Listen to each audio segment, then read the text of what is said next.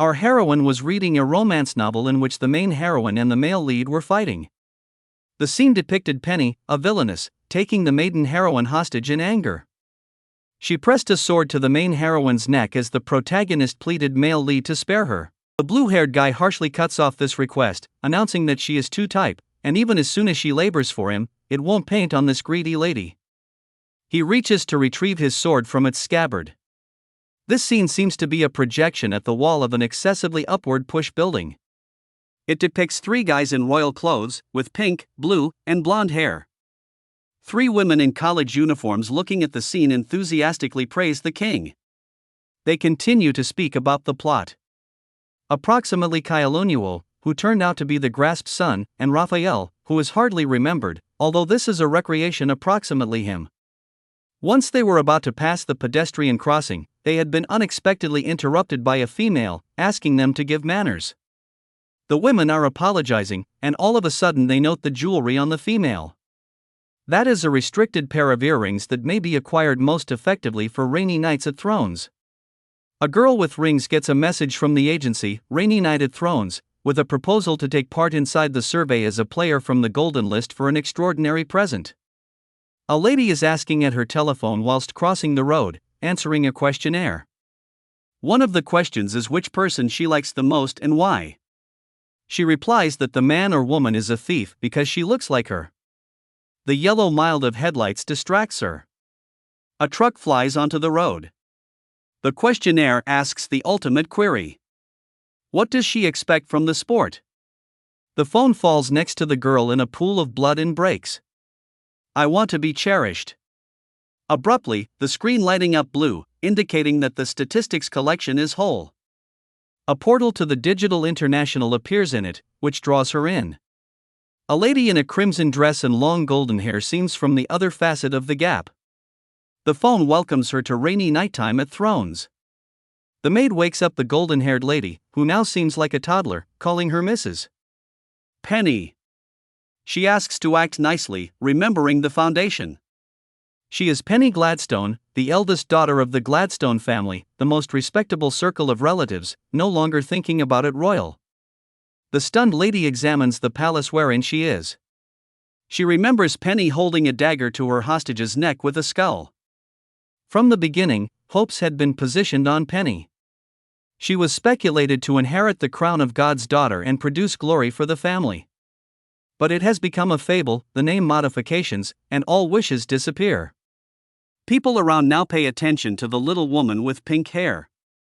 Jealousy and resentment broke her natural coronary heart. This is the plot of the game, Rainy Nighttime at Thrones. And she is now Penny. A thief from the game, with a lovely face. The female says that she cherished some games in her beyond existence, and now she became a participant after she was hit by a truck. The maid combed the girl's hair, dressed her, and washed her, announcing that there would be a family dinner that evening, a rare occasion. She urged the girl to be active and present. Penny looked stunning until a maid accidentally made her hair look messy. Frustrated, head maid ordered another maid to fetch some gemstones for her hair. But the female is hungry, so she jumps on the maid to prevent her from using her charm and apologizes.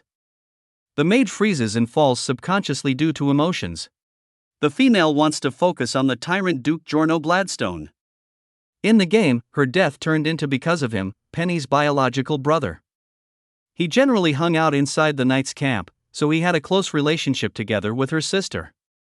The girl decides that she wishes to be cautious now not to initiate him. Suddenly, she knocks her head on someone's clothes. Raising her head, it turns out that her brother, but now she is a toddler, irrespective of how cruel he will be to her. She just thankfully greets him.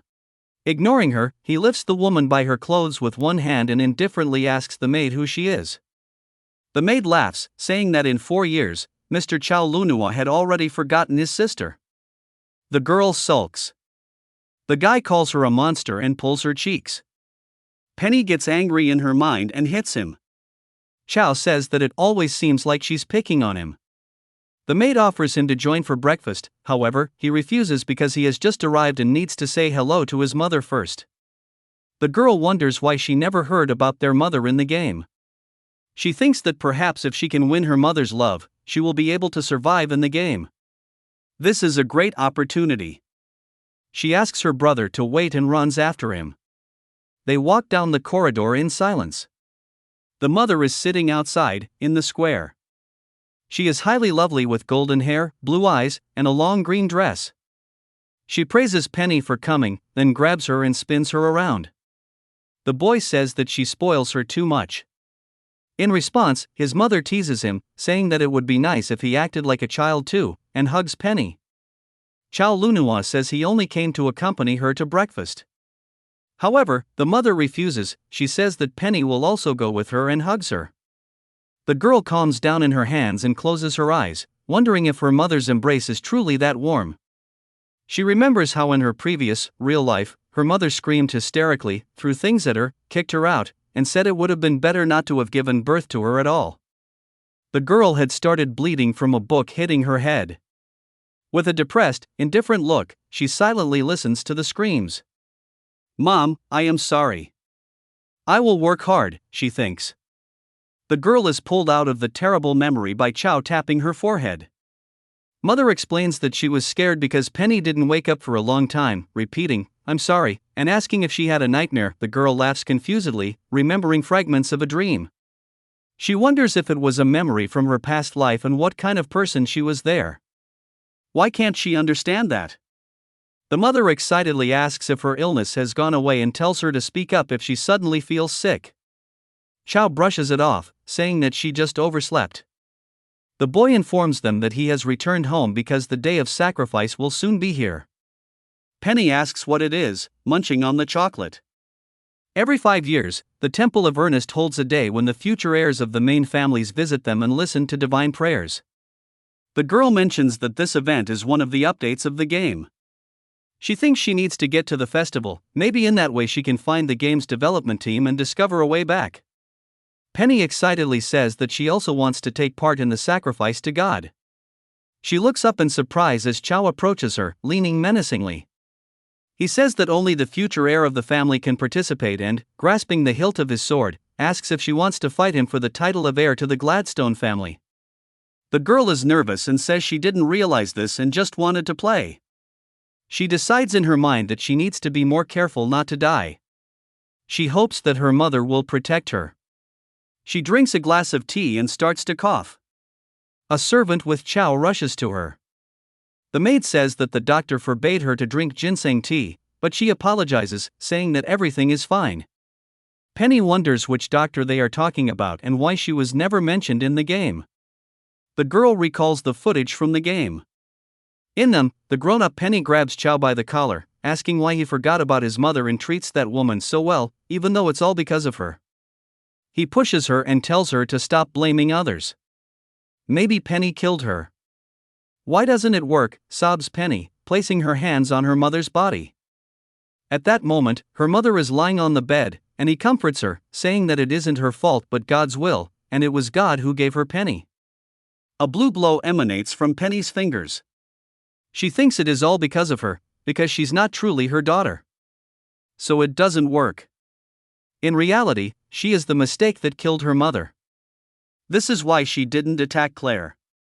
The power that God gave disappears when you witness the death of a loved one, so you cannot do anything. This pain of loss doesn't leave. It only turns into rage towards others. Penny sees the woman with red hair again, surrounded by 3 boys. That's why she looks so similar to her.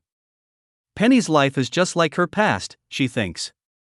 The girl realizes that her mother's life is coming to an end and clings to her. The mother jokes, asking if Penny really wants to be an heiress. When Penny answers yes, her mother says she would like her daughter to find a job she loves, marry her lover, and start her own family. But if she wants, she can become an heiress, and she will support her. Penny jumps out of her mother's arms and runs out of the palace when a servant calls her. In her thoughts, she says that she does not want it to end like this, because she is not the same as the other girl. She gently strokes her hair. And she will die in 1 year. The girl shouts that she does not want such an end. Penny is running outside when suddenly an arrow slices through her cheek. She runs out into the training grounds. A man with red hair, holding a bow, and the archers behind him look at her in surprise. Penny gives them a confident, non-childlike look. She intends to prevent such an end. A red cut is visible on the girl's cheek. The sniper team rushes to Penny to ensure she's okay. One of the boys freezes. Did this girl, who looks like a 10-year-old child, really have such a terrifying look? Angry, Chow grabs Penny's hand and yells at her to leave. But Penny can't. She has to contact the developers of the game to save her mother. Therefore, Penny finds a way out of the situation.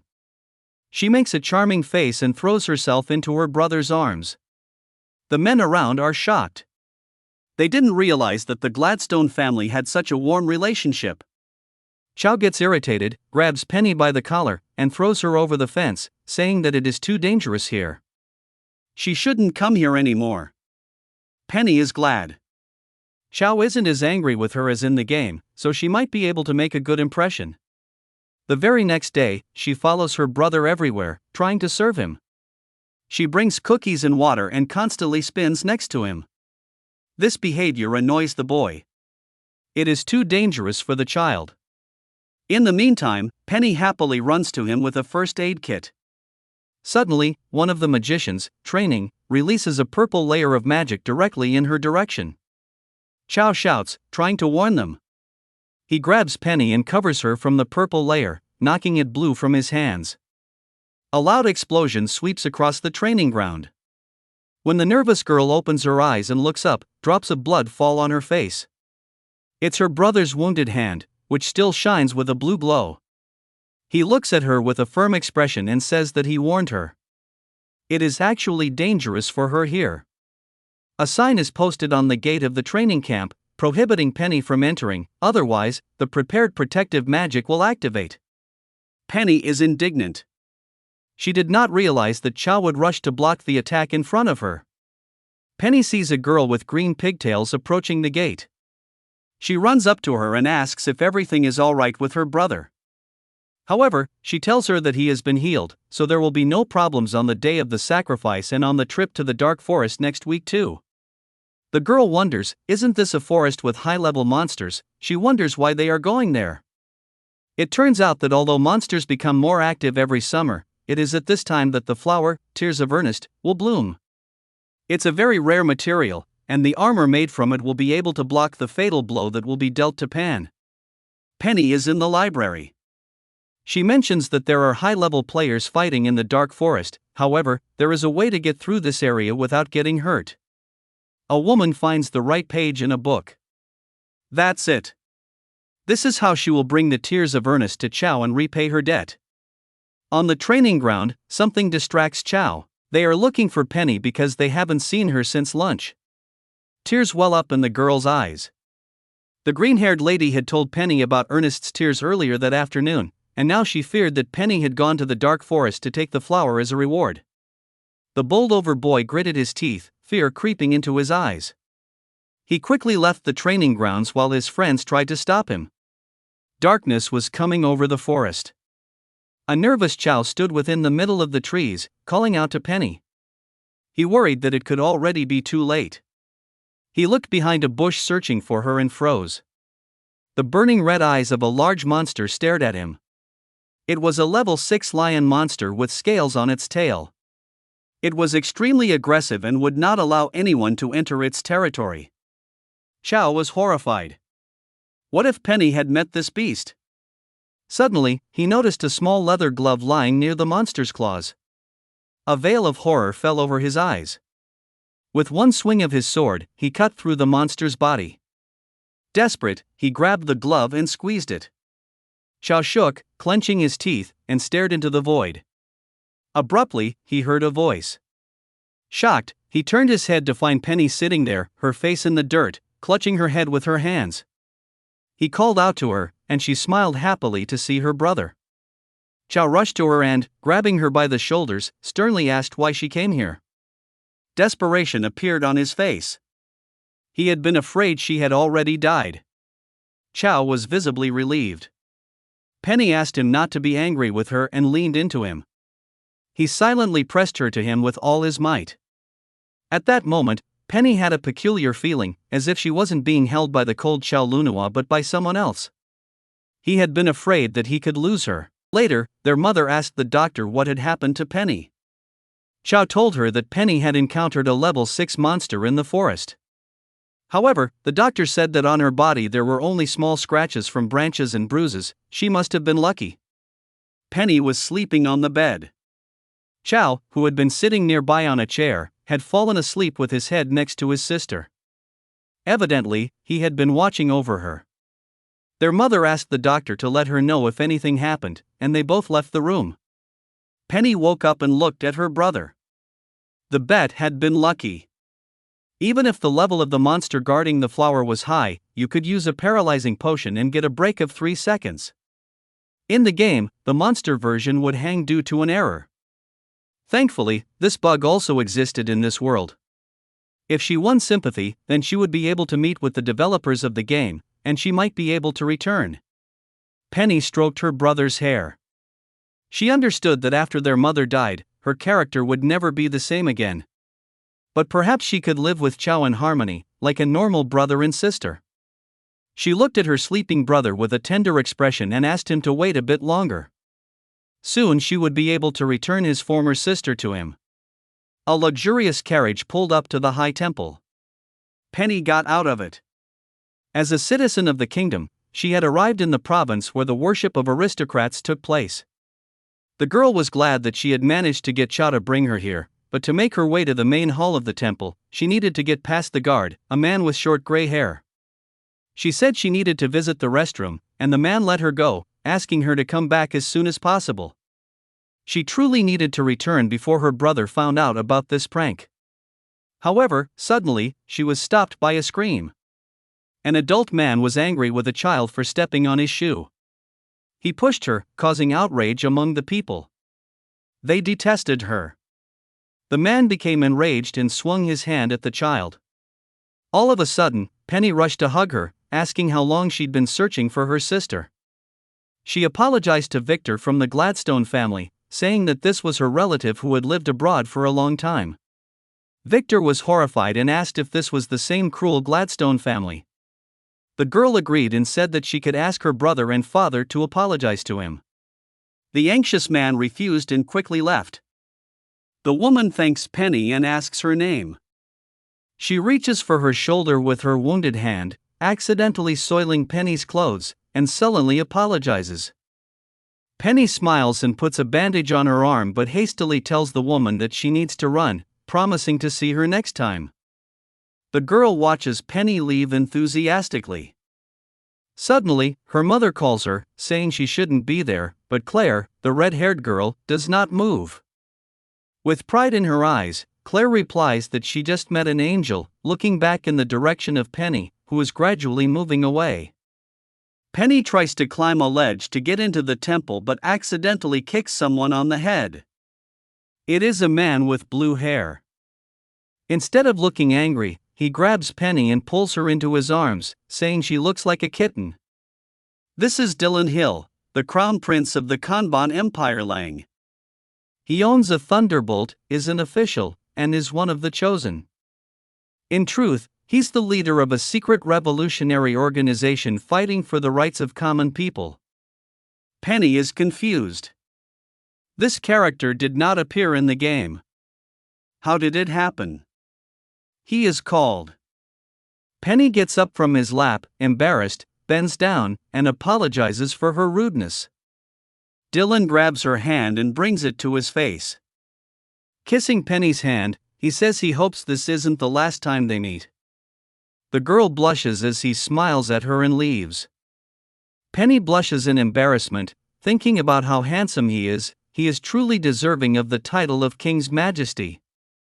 She winds her hair around her finger, musing that her character might like him.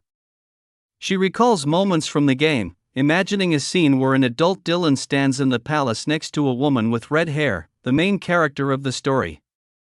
Penny looks down at them over the heads of the crowd, her hand clenched into a fist.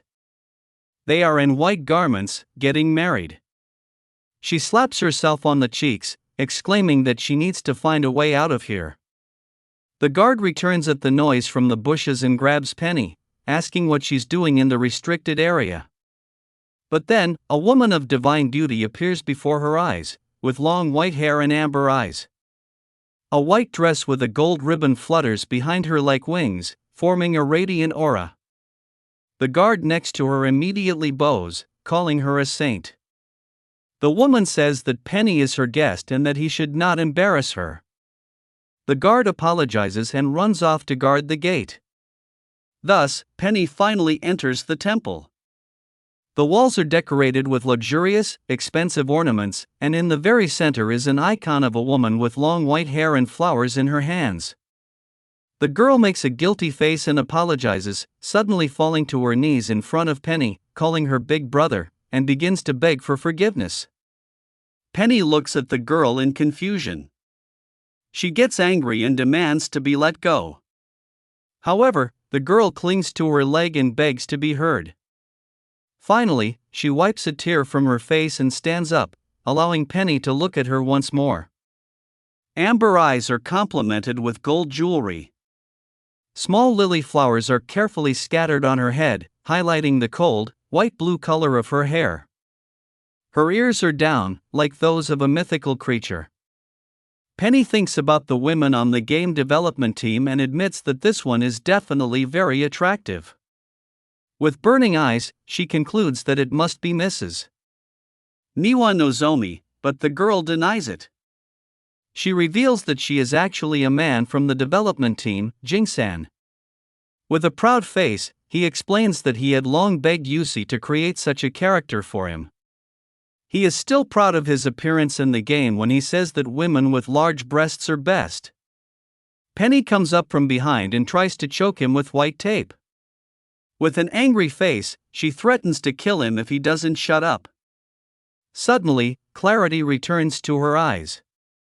She stops and swiftly apologizes, confusedly explaining that she is overcome with rage when she hears the word developer and the urge to kill seems overwhelming.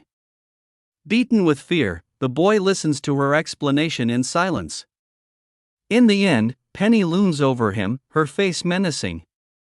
She asks what kind of situation this is and what will happen next. Horrified even more, the developer shrinks back and assures Penny that he will explain everything. After several hours of explanation, Penny concludes that she received a unique beta to expand the market for holographic VR games. However, there was a glitch in the development process.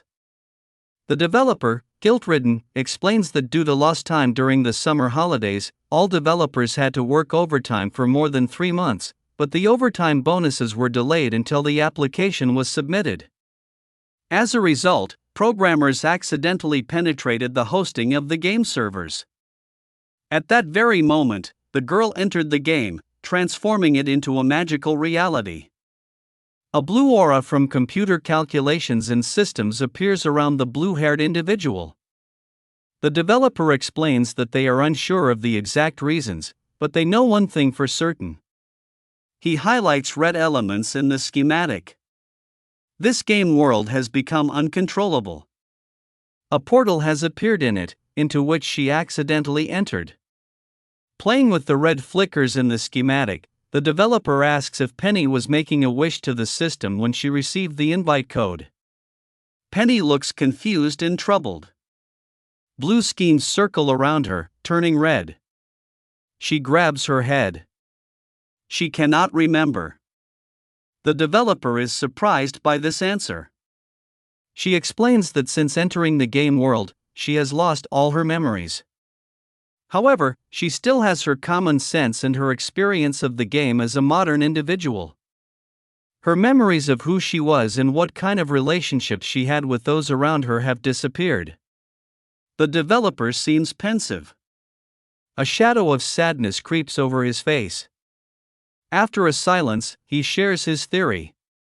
This world was created just for her, and if she loses her memories of her past life here in the game, there will be only one way to recall them. And that is a memory that she does not want to think about, but which continues to trouble her all the time. The developer promises to search for a way to release Penny from the game until he finds one. Until then, he advises her to take care of herself. He shows her holographic images of the game. The second half of the game will not progress without her. Penny is annoyed. She reaches out her hand and confidently demands that he grant her divine power, as she wants to save someone. The developer asks if this is just a game. Penny, gathering herself, explains that although for him the characters are just a set of ready-made data, for her, their warm inclusion and unintentional emotions have become too real. When she appeared in this world, she did not want anyone to die before her eyes. With confidence on her face, she presses her fist to her chest and insists she wants to help them no matter the cost. The developer looks at her for a few seconds, a smile appearing on his face. With a warm look, he asks her to follow him. Penny finds herself in a hall with high dome-shaped ceilings and large windows that let in warm sunlight. The developer takes her to the center and places her on his lap. Penny folds her hands in prayer as the boy holds a glowing sphere above her head, with angelic wings folded around it. The hall is dazzled by a white glow. They both recite a prayer in which they swear before the god Ernest. The girl tries to sense his presence and becomes his right hand to address all the adventures. She hopes to be loved by everyone. Suddenly, the prince stops abruptly and turns around as if electrocuted. He feels a power, as if from an oracle, and orders everyone to turn towards the temple. When Penny opens her eyes, she finds herself alone in the middle of the temple, surrounded by the warm, yellow light of the temple. She is content, knowing she can rely on herself now. The prince appears behind her, scaring Penny. He presses his hand to her chin with curiosity and examines her, saying he immediately ran here as soon as he felt that a true daughter from God had been born. He smiles. It turns out she is like a kitten. The prince presses his hand to his heart. He prayed for them to meet again, and it seems God Ernest did listen to his plea, which is why he is here. The girl looks at him silently, concerned. A familiar voice calls out to Penny, causing her to shudder and startle. It's her brother. Together with the servants, he appears in amazement at the scene unfolding before him.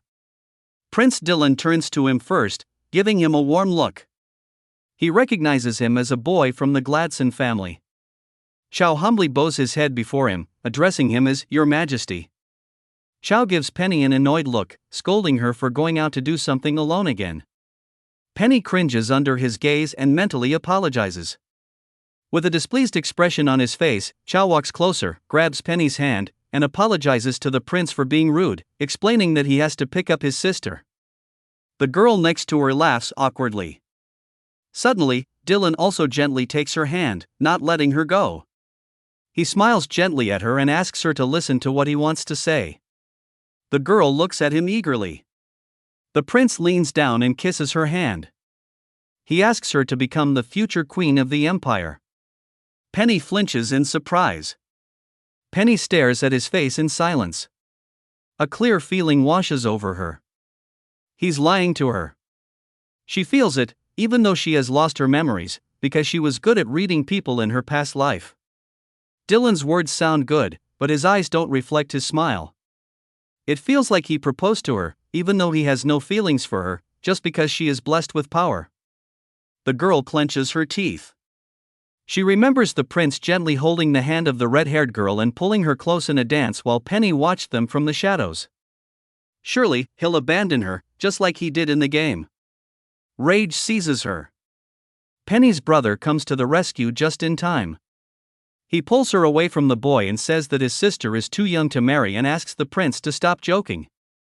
However, Penny's left arm is once again being pulled by the prince like a rope, causing her to lean towards him in confusion. With a sweet face, he says that he didn't ask for Gladson's opinion. Grabbing Penny's arms, the boys look at each other defiantly. Lightning seems to crackle between them. Chow argues that she doesn't want that, and Dylan says that even though he's her older brother, he doesn't have the right to decide for her. Finally, they both lean closer to her, the brother with an irritated face and the prince with a sickly sweet smile, both asking for her opinion. Instead of considering it, Penny is angry about the situation she finds herself in. Both men hold her left and right hands, respectively, pressing her to their chests, and because of the height difference, they inadvertently lift her off the ground, forcing her to dangle like this. But they don't seem to notice, too engrossed in their confrontation. Eventually, the girl can't stand it and asks why they lifted her up, since her feet can't reach the ground. She wonders how it could have turned out like this. The game was supposed to feature a passionate fight between these two men for the main character of the game, a girl with red hair. Penny remembers a similar scene where they both held the girl's hands. She just looked pretty, not like Penny. She compares herself to a piglet being pulled out of the water during a flood, dramatically shedding tears. In her mind, she begs them to resolve this embarrassing situation as soon as possible. As if hearing her plea, the boys give her an indifferent look and face each other differently again in a silent duel. They begin to pull her hard, each closer to them, as if in a game of tug-of-war, until Penny almost screams in alarm that she didn't mean it.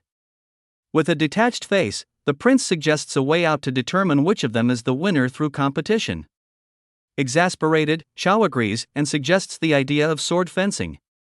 Both let go of an astonished Penny.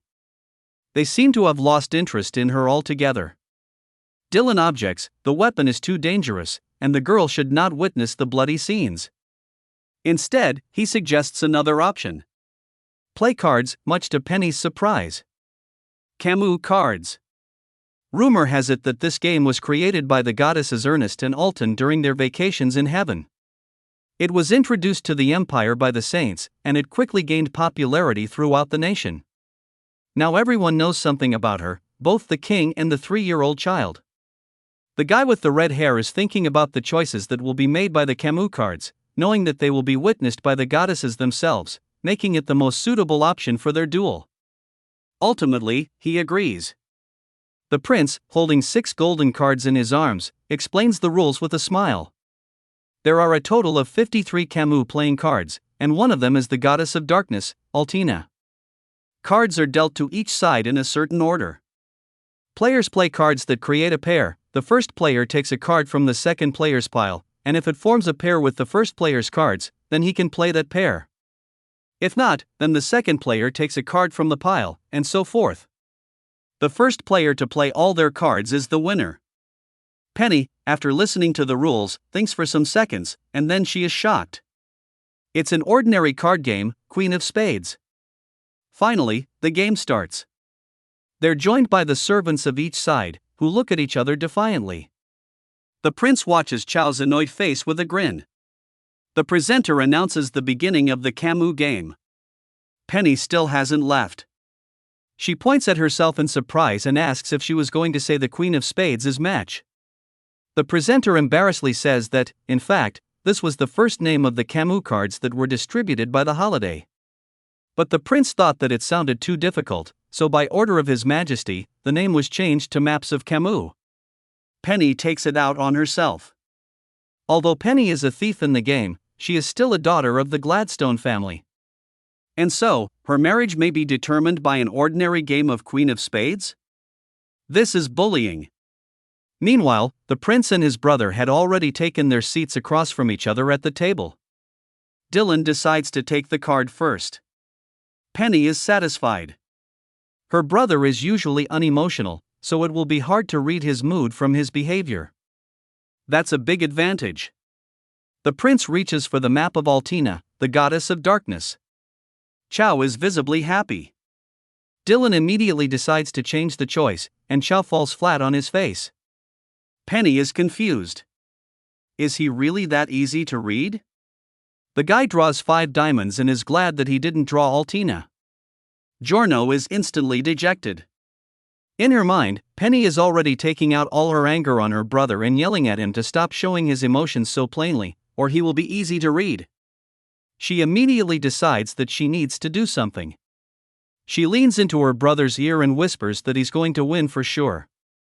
She uses all her charm, smile, and big shining eyes. This instantly motivates Chao. His eyes light up, ready for battle. Behind him, Penny continues to support him. The girl is pleased. When he is so happy, the prince will surely not be able to read his mood. A minute later, the host announces that His Majesty Dylan has won the match. Chow slumps face down at the table. He's utterly defeated. He has the only card left in his hand, the goddess of darkness, Altina. Penny is angry at how this happened. For a while, Giorno kept drawing only the white card of Altina. She looks at the puzzled faces of the servants behind the prince and realizes he just kept drawing the middle card. Prince Happy gets up from the table, ready to make the bet, but Penny stops him. She explains to a surprised Dylan that according to the rule of the goddess, everyone must make a decision about marriage independently. Therefore, even though her brother lost, no one can ignore her wishes. She takes off her white glove and throws it on the table in front of the prince, demanding a rematch, and offers to play another game. She decides that this time she will compete alone. The prince's slight surprise turns into a gentle smile. He accepts the challenge. Penny sits down at the table with a determined expression. Despite not being an expert, she will not show her emotions as easily as Chow. The prince reaches for the map of the goddess of darkness. A wide smile spreads across Penny's face, her eyes sparkling with stars, and her whole demeanor practically begs him to choose this card. The presenter proclaims, His Majesty Dylan wins the match. The prince chuckles to himself. They're both truly their own family, so alike, and both unable to hide their emotions at all. Dejected, Penny sits across from him, next to the same Chow. Even the servants on both sides look bewildered by the situation. Finally, the prince approaches a despondent Penny, struggling to accept defeat, extends his hand, and offers to accompany her.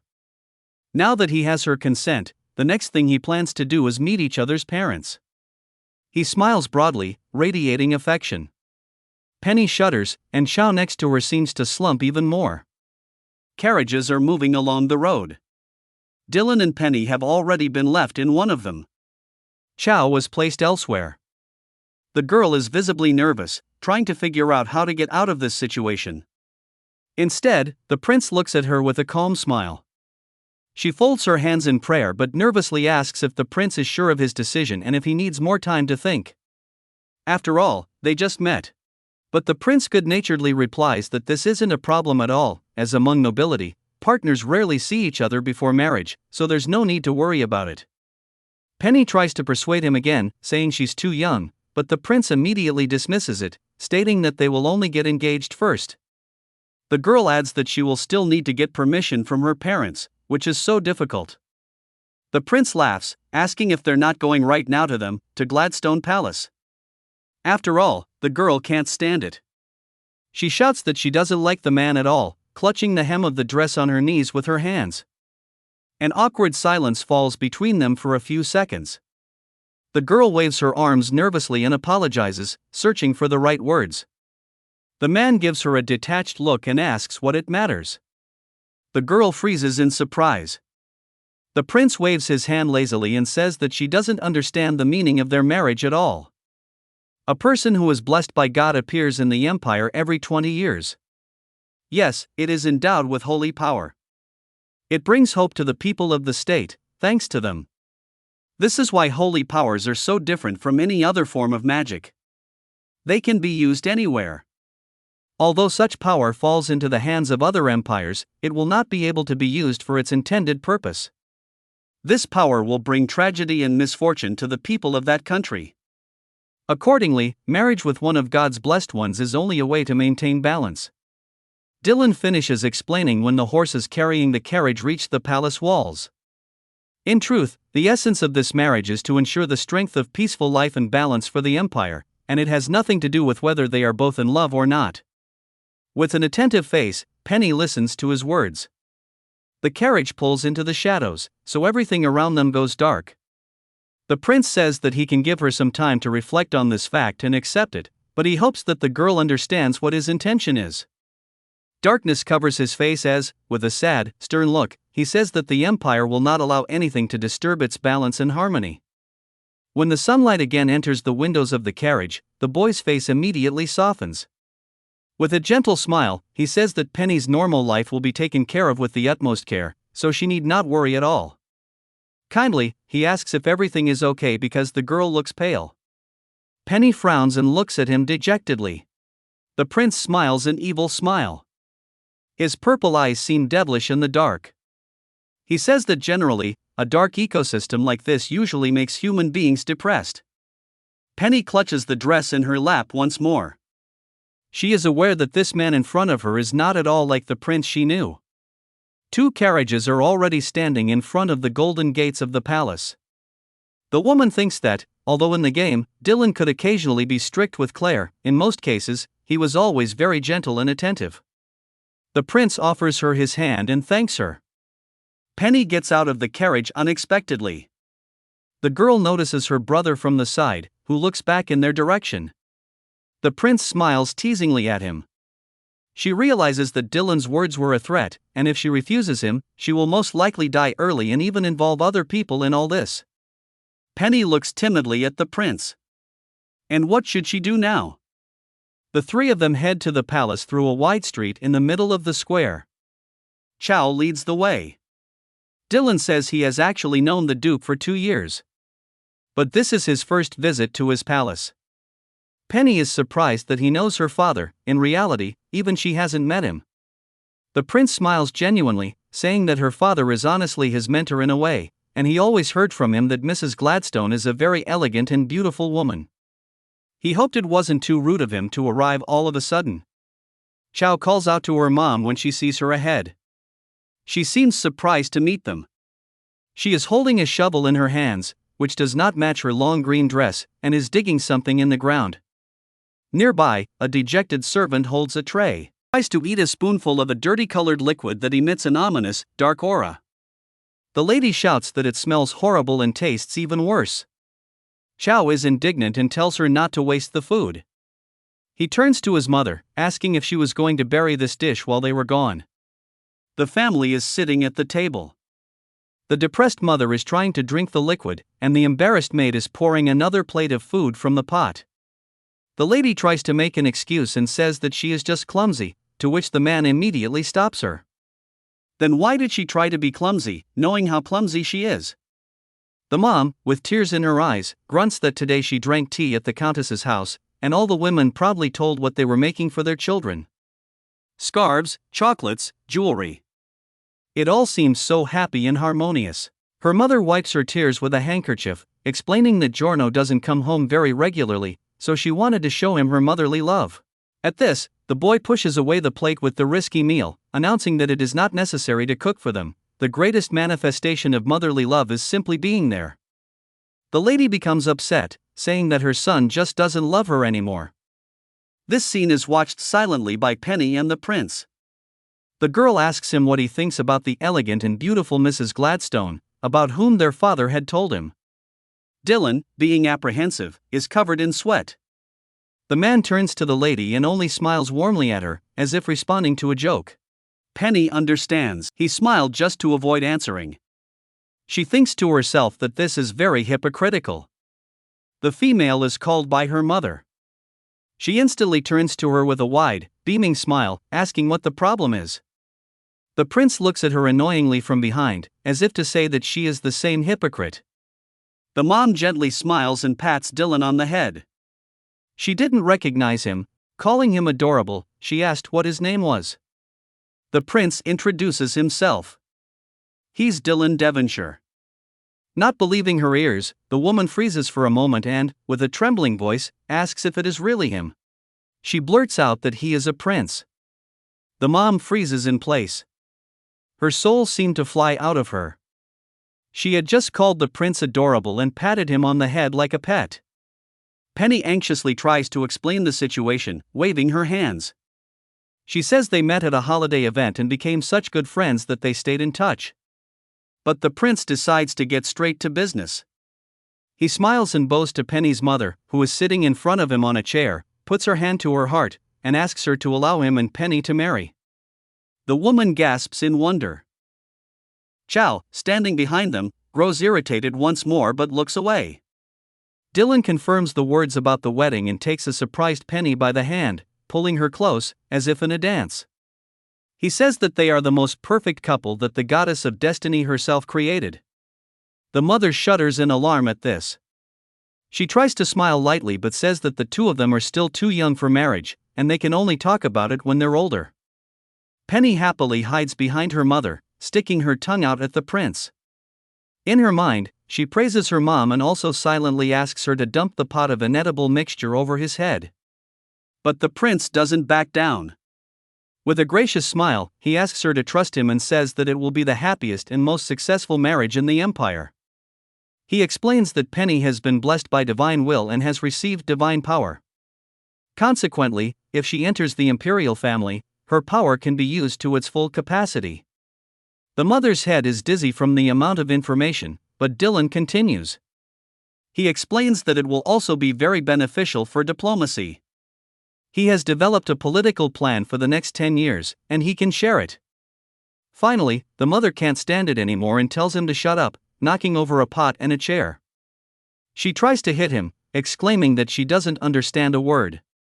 And if she says no, it means no. Dylan easily dodges the blows. He freezes in place as a pot flies into the air and crashes directly onto the prince's head. The green contents start to slowly trickle down the boy's hair and face. Everyone around is shocked. Mother and Penny press their hands to their faces, and even Chow looks excited. They call him His Majesty. The boy's face turns black with anger.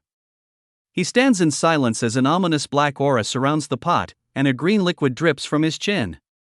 He catches a drop with his finger and brings it to his mouth, tasting it. After a few seconds of silence, he remarks that it tastes horrible. It's already nighttime outside. Dust settles over the palace, and only the light from the window and the yellow moon stand out against the dark blue sky. A worried voice comes from the window, saying that it was very scary, and she thought royalty had come to punish them. Penny reassures her mother that everything is fine. They realize that immediately after the incident, Dylan cheerfully smiled at them, removing the pot from his head, and asked them to use the bathroom since he wouldn't be able to return in this state. However, this worries the woman a little. In truth, such a genuine lack of anger makes him even more terrifying. Suddenly, the mother asks why the prince proposed to her so suddenly. The girl hesitates awkwardly at this question. Mother clasps her hands in preparation for gossip and, with a blush on her cheeks and a big smile, asks Penny if she likes him. Penny, with the same smile, laughs awkwardly and asks her not to talk about it now.